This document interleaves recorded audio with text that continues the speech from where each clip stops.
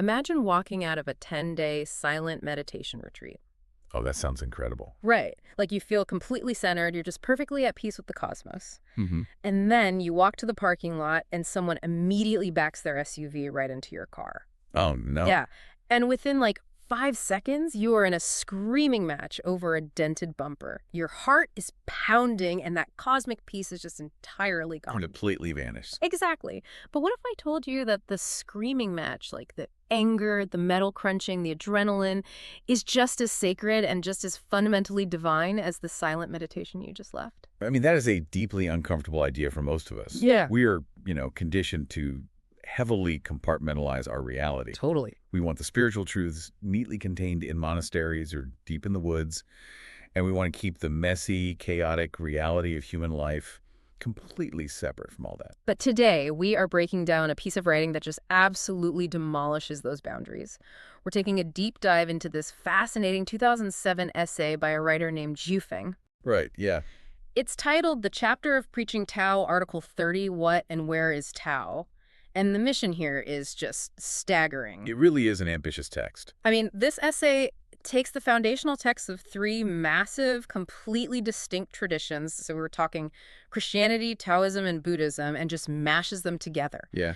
It essentially forces the Bible, the Tao Te Ching, and the Diamond Sutra to sit at the exact same table and answer one single question for you, which is, what exactly is the Tao, and where can you actually find it? Okay, let's unpack this. Well, I think what makes this synthesis so compelling is that it doesn't just treat these texts as, like, abstract philosophy. Right. It actually treats them as overlapping blueprints, like a highly practical operating system that runs our entire universe. Oh, I like that background you've got going on, by the way. A very ancient multicultural library vibes with the Eastern scrolls and the illuminated Western manuscripts. Thanks, yeah. I felt like it was fitting for today's deep dive. Because when you look at the underlying mechanics that Feng extracts from these traditions, you realize they aren't arguing with each other at all. Oh, really? No, they're simply different instruments measuring the exact same underlying physics of reality. Okay, so to figure out what those physics actually are, we really have to start at the absolute beginning, right? Like the origin point. Exactly. The source. And the essay points straight to the Gospel of John, chapter 1. Now, in English, we all know the famous opening. In the beginning was the Word, and the Word was with God, and the Word was God, and all things came into existence through him. But there is a massive linguistic key here when you look at the Chinese translations of the Bible. Precisely. Because in a lot of Chinese versions, the word is translated directly as the Tao. Wow. So the text fundamentally reads, in the beginning was the Tao, and the Tao was with God, and the Tao was God. Which, I mean, instantly gives us three foundational rules right out of the gate. 1, the Tao is the absolute starting line of the universe. 2, it is indistinguishable from the concept of God. And 3, it is the active mechanism of creation. Like, nothing gets made without it. Yep, that's the Christian framework for it. But just as you get comfortable with that, the essay brings in Laozi from the Tao Te Ching, and the logic just completely fractures. It really throws a wrench in things. Yeah, because Laozi describes the Tao as the nameless origin of heaven and earth. He says it is empty, but its use is inexhaustible. And then he drops this wild line. Oh, I know the one. He says, I do not know whose child it is. It seems to have existed before the Lord. It is a deliberate provocation, Yeah. honestly. You have two foundational texts fundamentally disagreeing on the timeline. Right. I mean, this is a massive paradox. If John says the Tao is with God and is literally the tool God uses to create the universe, how can Laozi turn around and say it existed before the Lord? It's a really valid question. Like, how does that even work? Is it like a physics problem?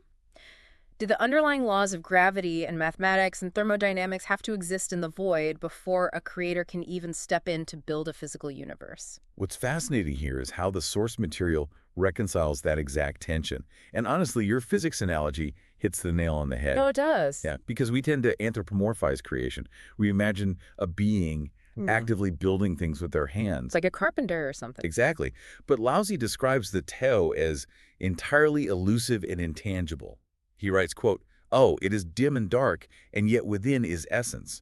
This essence is very real, and therein lies faith." Dim and dark. So it's not a guy with a beard in the clouds. No, it isn't a creator in the human sense at all. It is the ultimate source code. It predates the very concept of a lord or a creator because it is the infinite blank canvas. Okay, I'm tracking with you.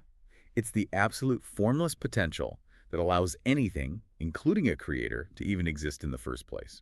It is this silent mathematical grid upon which reality is drawn. But, I mean, if the Tao is this dim, dark, formless source code that creates a pretty serious problem for us. How so? Well, our human eyes and brains are literally designed to look at physical forms, right? So Sure.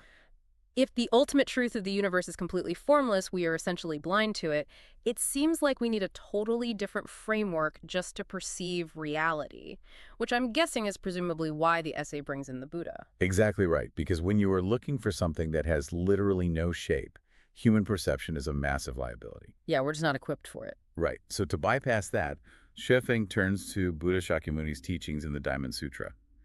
The Buddha states, all forms are illusory. If you see all forms as non-forms, you see the Tathagata. Okay, let's pause there. Because when we talk about the Tathagata, which is a title for the Buddha, meaning one who has thus come or one who has thus gone, we are talking about an entity that basically arrives from nowhere and vanishes into nowhere. Yes. And the essay explicitly equates the Tathagata directly with the Tao. Got it. But I really want to break down why forms are illusory. Is he saying the chair I'm sitting in right now just doesn't exist? Not exactly. Or is it more like, I don't know, quantum physics, where what looks like a solid chair is actually just a cloud of vibrating probability that comes from nowhere and goes nowhere? It is absolutely the latter. The physical chair obviously exists in a practical everyday sense, but its permanence and its solidity are total illusions generated by our sensory organs. Ah, okay. The underlying reality, whether you call it the Tao or the Tathagata, is described in the text as a state of chaos. But it is a very, very specific type of chaos. What do you mean? It is limitless and seemingly disordered on the surface, but it's perfectly orderly at its structural core. See, here's where it gets really interesting. Because, well, grasping that dual state of chaos and order is tough for anyone to wrap their head around. Oh, for sure. Let me try an analogy. Imagine you were standing in the middle of a massive, bustling city intersection at rush hour. Sounds stressful. Very. You are down on the asphalt, cars are swerving, pedestrians are darting between cabs, sirens are just wailing. And from your perspective on the ground, it just looks like utter, terrifying chaos. Just a mess of moving parts. Wait, you can't see the pattern. Exactly. But if we take a drone up, say, 500 feet, the picture changes entirely. Yeah, I see where you're going with this. From a bird's eye view, you actually see the grid. You see the traffic lights syncing up perfectly. You realize that what looked like random violence on the ground is actually a deeply structured, meticulously timed algorithm moving thousands of tons of metal safely through a tiny choke point. That captures the mechanism perfectly. I really love that analogy. Oh, thanks. And I see your video background just changed again. Now it's this massive holographic projection of the cosmos shifting into a grid. Very on point. Yep. Trying to Yeah. keep up visually. Yeah. But honestly, when you are trapped in a physical form, you are just a person on the ground in the traffic. You only see the chaos. Right. But the underlying code is absolute order. And Suifeng actually anchors this with a brilliant proverb in the text.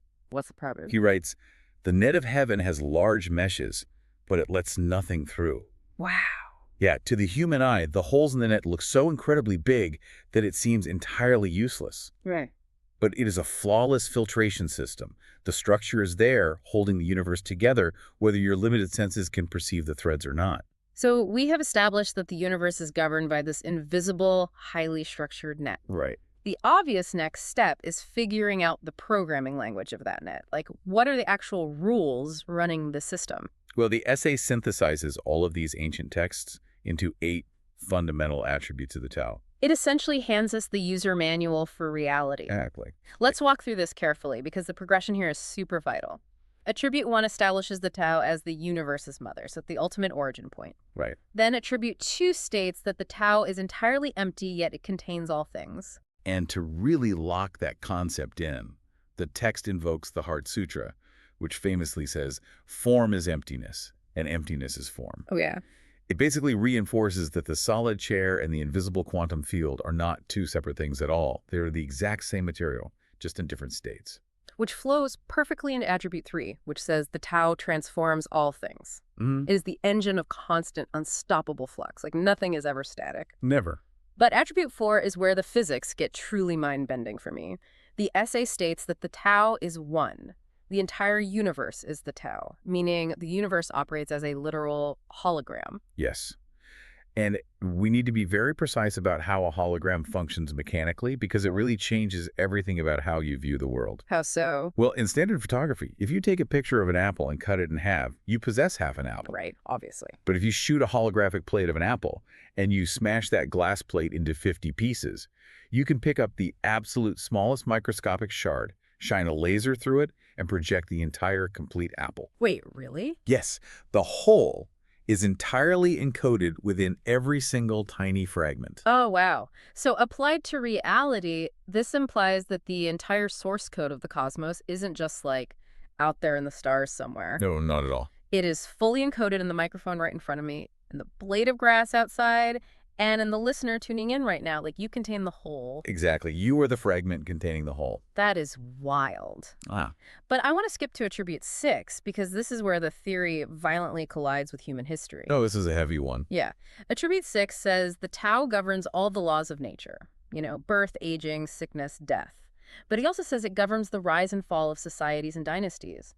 My question is, how does a formless cosmic net dictate human politics? It basically comes down to thermodynamics and equilibrium, applied on a massive sociological scale. Okay, break that down for me. Think about complex network theory. When a human society becomes too rigidly unequal, or a dynasty becomes entirely corrupt, it begins to act like a clogged artery in that holographic system we just talked about. Oh, I see. It stops reflecting the whole and starts hoarding energy. It basically builds up societal entropy. The Tao isn't a king up there making a moral political judgment. It is simply a law of physics. So it's mechanical. Completely. Just as a geological fault line accumulates pressure until it violently snaps to restore balance, the Tao mathematically forces a correction. A revolution or the collapse of an empire is literally just the universe releasing pressure to return the system to equilibrium. It's just an unavoidable mathematical certainty. The board will always reset itself. Every single time. But that leads me directly into attribute 7. And I've got to be honest, this is where I heavily struggle with the text. Okay, what's the hang-up? Well, attribute 7 explicitly claims that the Tao has essence, faith, emotion, and righteousness. It says the Tao is not an unfeeling void. But hold on. We literally just define the Tao as an underlying mathematical equation that snaps empires in half like a fault line to restore thermodynamic balance. We did, yeah. So how can a fault line have emotion or faith? How can a math equation be righteous? We usually think of the universe as cold and totally indifferent. If we connect this to the bigger picture we've been building, the logic actually holds up flawlessly. You just have to remember the rule of the hologram. Okay. We established that the whole is present in the fragment, right? Right. Well, you are a fragment of the Tao. You possess emotion. You possess faith. You understand the concept of righteousness. Yeah, of course. In a post-Enlightenment scientific worldview, we tend to view ourselves as this weird anomaly. We think the universe is a dead, cold, empty room, and we are just these strange, fleshy accidents sitting inside it, feeling things. That's definitely the modern view, yeah. But Swetfeng's synthesis argues that you are the room. You are not separate from the cosmic operating system. You are the actual sensory organ through which the universe perceives itself. Okay, that is a massive paradigm shift.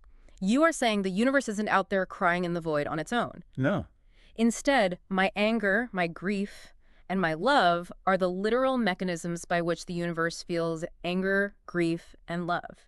Like, I am the aperture for the Tao. Precisely. Yeah. Because you feel, the Tao feels. The system is vibrantly alive with absolutely everything that is generated within it. Wow. Which brings us to the final attribute, attribute 8. The Tao operates with absolute perfect impartiality. It doesn't play favorites at all. It just allows the flux to happen organically. Which perfectly sets up the most radical and honestly challenging section of this entire deep dive. It really is challenging. Because if the Tao is a holographic system, and if it governs the collapse of empires mathematically, and if it feels emotion through our own human nervous systems, where exactly do you find it when you walk out your front door? Well, the essay provides a rapid-fire list of where the Tao exists, and it aggressively strips away all the pretentious, gate-kept spirituality we tend to cling to. It really does. It asks, where is the Tao? And it answers by forcing us to look at the absolute totality of existence. It starts with the expected poetry, right? Okay. Like the Tao is in eating, drinking, and walking. Right. It is in the growth and flowering of plants. It's in the flight of birds, the soil, the lightning, the sky, the mountains. And all of that fits our standard definition of divine. It's very serene. But then Xu Feng relentlessly drives the point home by just dragging the divine straight into the gutter. Yeah, the text forces a deeply jarring collision of concepts. It really does. It says the Tao is in defecating. It is in fighting, brawling, stealing, and robbing. Yeah. It is in the heartbeat of lovers, but equally in the seething anger of enemies. It is in the stock market crashing and companies going utterly bankrupt. It is in regime changes, in sickness, in death, and in illusions. It covers everything. So what does this all mean? Because when I first read that, I was genuinely shocked by the inclusion of things like stealing or company bankruptcies. Oh, me too. It's abrasive. Right. Because we spend billions of dollars in the wellness industry trying to curate perfectly serene environments to find the truth. Oh, absolutely. We go to yoga retreats, we listen to singing bowls. We certainly don't look for the universe's ultimate source code in a violent bar brawl or in a CEO losing their entire company to bankruptcy. No, we avoid those things at all costs. Exactly. So why on earth would a synthesis of the world's greatest spiritual texts elevate our most destructive, painful experiences to the exact same level as a blooming flower? This raises an important question, actually, and I want the listener to think about this too. When you hear that list, what is your immediate reflex? Honestly, rejection. Right, because for most of us, our instinct is to aggressively sort the world into two buckets, sacred and profane. Yeah. We demand that the Tao be the beautiful sunset, and we demand that the stock market crash or the stolen car be written off as just human failure or evil or just some glitch in the matrix. We basically want to exile the ugly stuff entirely. Exactly. But Xu Feng is systematically dismantling that binary. Remember the ontological rule we establish. The net of heaven lets nothing through, and the entire universe is a hologram. Right. The text is not making a moral judgment. It isn't telling you that stealing is morally good, or that going bankrupt is a fun experience to seek out. Right. It's not endorsing it. No. It is simply stating an unbending mechanical fact. The Tao encompasses all existence. You cannot step outside of the universe's operating system. Wow. The anger burning in your enemy's chest is powered by the exact same life force and governed by the exact same thermodynamics as the heartbeat of your child. Which means our entire concept of illusion is much, much deeper than just physical matter. How do you mean? Like, the real illusion is our arrogant belief that we can somehow fall out of the Tao when our lives get messy. Yes. The illusion is thinking that the divine is something you have to travel somewhere to go find, rather than the very oxygen you are breathing during your absolute worst moments. And that has such immediate, tangible relevance for you listening to this deep dive right now. It really does. Think about the screaming match in the parking lot we talked about at the very beginning. Or think about the next time you are sitting in grinding, bumper-to-bumper traffic, running late, feeling that terrible knot of stress tighten in your chest. We've all been there. You do not need to escape to a mountaintop to find the universe's ultimate truth. You do not need a silent retreat.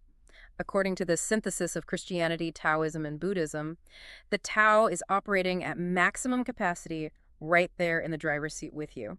The chaos on the ground is the grid. Exactly. The chaos is the grid. And accepting that forces a total surrender of our human desire to constantly categorize and control reality. Which honestly leaves us with a rather profound and perhaps unsettling final thought to consider. What's that? If the Tao, this ultimate divine source, the word that was with God, the Tathagata, if it is equally and fully present in a mother nursing her baby and in a thief robbing a convenience store, does that mean our human definitions of good and bad are completely disconnected from the actual physical reality of the universe? Oh, man. Are we just projecting our tiny, localized preferences onto a massive holographic system that operates on a level of wholeness we can barely even comprehend? That is a question that completely rewires how you look at the world. And honestly, it is going to stick with you long after this audio stops playing. I hope it does. Interestingly, Xu Feng ends his essay with a lingering question of his own.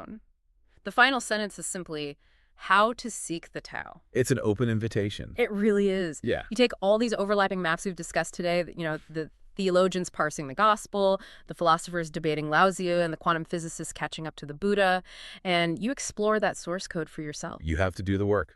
Because whether you are reading an ancient scroll or just trying to navigate your morning commute, The net is always there. You just have to learn how to look for it. Keep digging, keep asking questions, and we'll catch you on the next deep dive.